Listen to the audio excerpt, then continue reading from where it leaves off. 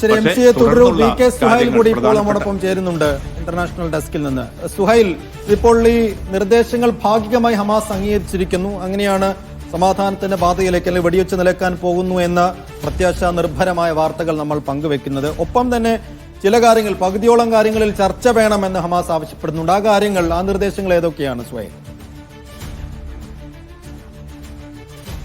ഇതിൽ ഏറ്റവും പ്രധാനം ഈ ആയുധ കൈമാറ്റവുമായി ബന്ധപ്പെട്ടുകൊണ്ടുള്ള ആയുധ നിരായുധീകരണം, ഹമാസിന്റെ നിരായുധീകരണം അടക്കമുള്ള കാര്യങ്ങൾ, അതേപോലെ തന്നെ ഭാവി ഭരണം, ഇസ്രായേലി സേനയുടെ പിന്മാറ്റം അടക്കമുള്ള കാര്യങ്ങളാണ് അതിൽ ഒരു കൃത്യമായിട്ടുള്ള ചർച്ച വേണം എന്ന് ഹമാസ് പറയുന്നത്.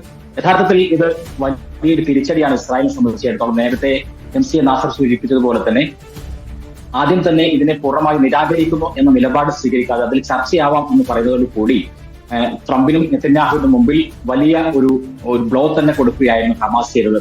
പക്ഷേ ഇനി എന്താണ് സംഭവിക്കാൻ പോകുന്നത് എന്നതിനെ ആശ്രയിച്ചിരിക്കും ഇക്കാര്യങ്ങളെല്ലാം എന്ന് നമുക്ക് സൂചിപ്പിക്കേണ്ടി വരും. കാരണം ഹമാസിന്റെ പ്രതികരണവും അതേപോലെ തന്നെ ട്രംപിന്റെ എത്രയും പെട്ടെന്ന് ആക്രമണം അവസാനിപ്പിക്കുക എന്ന പ്രതികരണം വന്നതിന് ഉടനെ ഇസ്രായേലിൽ നിന്ന് ഇപ്പോൾ വരുന്ന വാർത്തകൾ എന്ന് പറയുന്നത് ഞങ്ങൾ ബന്ദിമോചനത്തിന് വേണ്ടി ഒരുങ്ങുന്നു എന്നുള്ളതാണ്. അപ്പോൾ ബന്ദിമോചനത്തിന് വേണ്ടി ഇസ്രായേൽ ഒരുങ്ങുന്നു എന്ന് പറയുമ്പോൾ അത് ബന്ദിമോചനത്തിൽ മാത്രം അവസാനിപ്പിച്ചുകൊണ്ട് ബന്ദികളെ മുഴുവൻ വിട്ടു നൽകിയാൽ വീണ്ടും ആക്രമണം പുനരാരംഭിക്കാനുള്ള സാധ്യതയിൽ നമുക്ക് തള്ളിക്കളയാൻ സാധിക്കില്ല. അമേരിക്കയും ഇസ്രായേലും ഫലസ്തീനോട് പല തവണ ആ തരത്തിലുള്ള ചതി ചെയ്ത സംഘമാണ് എന്നുള്ള കാര്യത്തിൽ തർക്കമില്ല. അതുകൊണ്ട് തന്നെ ഇസ്രായേലിനെ സംബന്ധിച്ചിടത്തോളം അവരുടെ ഏറ്റവും പ്രധാനപ്പെട്ട ഒരു ലക്ഷ്യം അവർ പുറമേക്ക് പറയുന്നില്ല എങ്കിലും ആഭ്യന്തരമായി അവർ നേരിടുന്ന വലിയൊരു സംഘർഷം എന്ന് പറയുന്നത് ബന്ദികളെ വീണ്ടും എത്തിക്കുക, ഇങ്ങോട്ട് തിരിച്ചെത്തിക്കുക, അതിനുശേഷം ഗസ പിടിച്ചെടുക്കുക എന്നുള്ളതാണ്.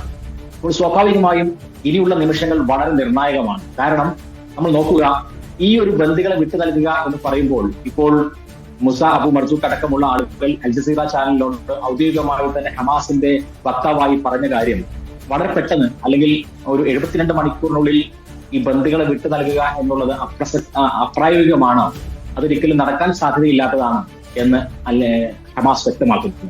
അതിനുള്ള ഒരു ഉപാധി, ഒരു മുന്നുപാധി കൂടി ഹമാസ് വെക്കുന്നുണ്ട്. അത് ഗസ സിറ്റി അടക്കമുള്ള പ്രദേശങ്ങൾ തങ്ങൾക്ക് ഈ ബന്ദി കൈമാറ്റത്തിന് സാധ്യമാകും വിധം നിലമൊരുക്കി തരിക എന്നുള്ളതാണ്. എന്ന് പറഞ്ഞാൽ അതിന്റെ അർത്ഥം ഗസ സിറ്റി ഇപ്പോൾ പൂർണ്ണമായും ഇസ്രായേൽ വളഞ്ഞിരിക്കുകയാണ്. അതേപോലെ തന്നെ അവിടെയുള്ള ഓരോ പ്രദേശങ്ങളിലും റിമോട്ട് നിയന്ത്രിത ആയുധങ്ങൾ വരെ വെച്ചുകൊണ്ട് എവിടെയും പൊട്ടാവുന്ന തരത്തിലേക്കുള്ള ചില സംവിധാനങ്ങൾ ഒരുക്കിയിരിക്കുകയാണ്. എല്ലാ ബിൽഡിങ്ങുകളും തകർത്തിരിക്കുകയാണ്.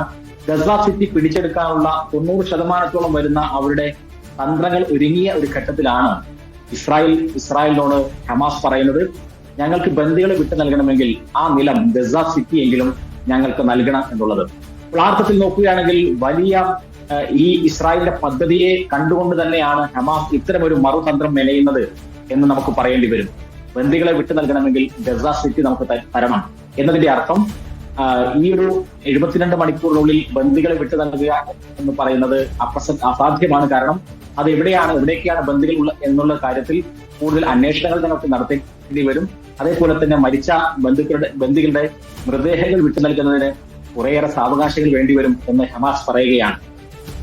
അപ്പോൾ ഈ ഇസ്രായേലിന്റെയും അമേരിക്കയുടെയും കുതന്ത്രത്തെ കൃത്യമായി തന്നെ ഹമാസ് തിരിച്ചറിയുന്നുണ്ട് എന്ന് നമുക്ക് പറയേണ്ടി വരും. ഒരു ഘട്ടത്തിൽ ഈ ബന്ദികളെ വിട്ടു നൽകിയതിനു ശേഷം വീണ്ടും ആക്രമണം പുനരാരംഭിക്കുക, ഗസ സിറ്റി പിടിക്കുക, വീണ്ടും കോൺസെൻട്രേഷൻ ക്യാമ്പിലേക്ക് മാറുക, ഇതൊക്കെയുള്ള സാധ്യതകൾ നമ്മുടെ മുമ്പിലുണ്ട്. അതുകൊണ്ടൊക്കെ തന്നെയാണ് ഈ കുതന്ത്രങ്ങൾ മുഴുവൻ തിരിച്ചറിഞ്ഞുകൊണ്ട് തന്നെയാണ് ഹമാസ് അത്തരമൊരു നിലപാട് സ്വീകരിക്കുന്നത്. ഏതായിരുന്നാലും ഇപ്പോഴത്തെ സാഹചര്യത്തിൽ ഒന്നും നമുക്ക് മുൻകൂട്ടി പ്രവചിക്കാൻ കഴിയാത്ത വിധത്തിൽ കുഴഞ്ഞു മറിഞ്ഞിരിക്കുകയാണ് സാഹചര്യങ്ങൾ എന്ന് നമുക്ക് പറയേണ്ടി വരും. ഏറ്റവും പ്രധാനം ഈ ഒരു ട്രംപിന്റെ 20 നിർദ്ദേശങ്ങളിൽ തന്നെ പല ഇടങ്ങളും പല വിഷയങ്ങളും ഗ്രേ ഏരിയയിലാണ് കിടക്കുന്നത്. അതിലൊന്നും വ്യക്തതയില്ല. എങ്ങനെയാണ് ഈ ഒരു ഭരണ കൈമാറ്റം നടക്കുക, അല്ലെങ്കിൽ ഒരു ഭരണ കൈമാറ്റം നടന്നാൽ എത്ര കാലം അത് ഒരു വിദേശ ടെക്നോക്രാറ്റുകളുടെ കൈകളിൽ ഇരിക്കും, അതിനുശേഷം ഇത് ഫലസ്തീനികൾക്ക് കൈമാറുമോ, ഫലസ്തീനികൾക്ക് കൈമാറിയാൽ തന്നെ അത് ആരായിരിക്കും അതിന്റെ തലപ്പത്തുണ്ടാവുക എന്നതിലൊന്നും തന്നെ വ്യക്തതയില്ല. അതേപോലെ തന്നെ ഇസ്രായേലി സേനയുടെ പിന്മാറ്റം, അതിന് 3 ഘട്ടങ്ങളൊക്കെ ഈ പ്ലാനിൽ പറയുന്നുണ്ട്. അത് ആര് വരച്ച വരയാണ്? ഏറ്റവും പ്രസക്തമായ ചോദ്യം അതാണ്.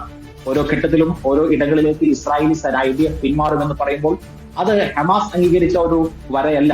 ഒരു അതിർത്തിയല്ല, അതിനപ്പുറത്തേക്ക് അവർ പോകുമെന്ന് പറയുമ്പോൾ അതെവിടേക്കാണ് ഇസ്രായേലി സേന പിന്മാറുക എന്നതടക്കമുള്ള കുറേയേറെ പ്രശ്നങ്ങൾ അവിടെയുണ്ട്. അതുകൊണ്ട്